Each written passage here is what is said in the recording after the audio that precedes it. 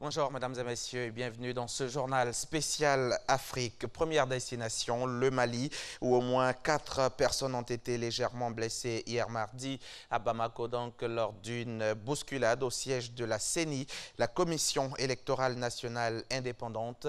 C'était au lendemain donc de la destitution contestée du président de cette institution chargée de veiller au bon déroulement des élections au Mali.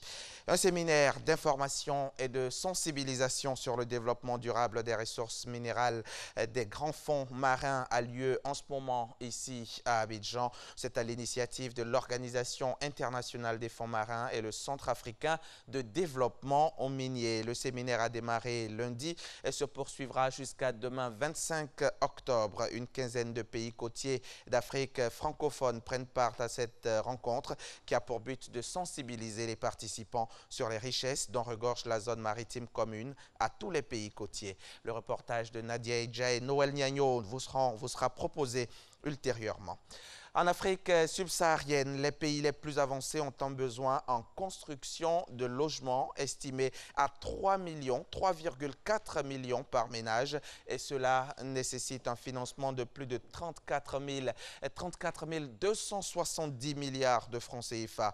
Pour apporter des réponses à la question de financement des logements sociaux, plusieurs experts africains participent à une conférence annuelle sur le logement à Abidjan. Nous y reviendrons, bien entendu.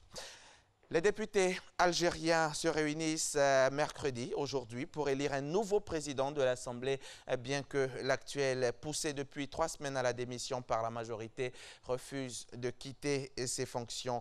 Après avoir donc dénoncé au cours du week-end une procédure illégale, Saïd Bouhadja, le président en exercice de l'Assemblée populaire nationale, chambre basse du Parlement, a affirmé mardi qu'il resterait le président légitime de l'APN en dépit de cette élection.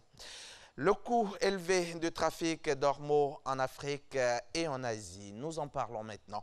En Afrique du Sud, des pêcheurs prennent tous les risques pour braconner une espèce endémique d'ormeaux, premier rouage d'un trafic international destiné à l'Asie. Reportage.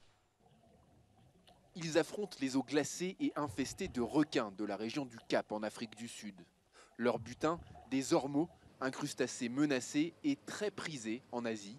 Ce fruit de mer est au cœur d'une contrebande qui pèse des millions d'euros entre les deux continents.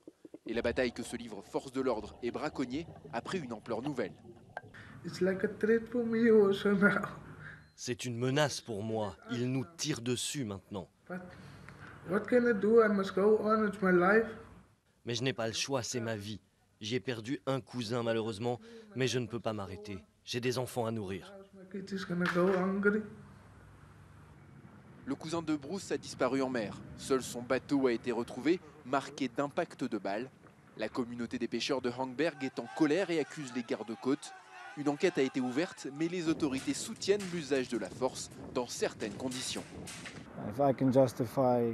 Si je peux justifier le niveau de force auquel j'ai recours, alors ça devient légal. Si ma vie est menacée, s'ils essaient par exemple d'éperonner mon bateau, alors je suis autorisé à recourir à la force létale.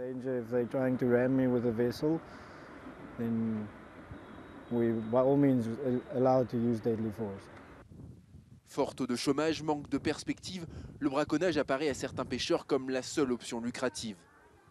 Ils vendent leur prise moins de 20 € le kilo à des gangs locaux qui traitent à leur tour et souvent illégalement avec des acheteurs asiatiques. En route, les prix s'envolent.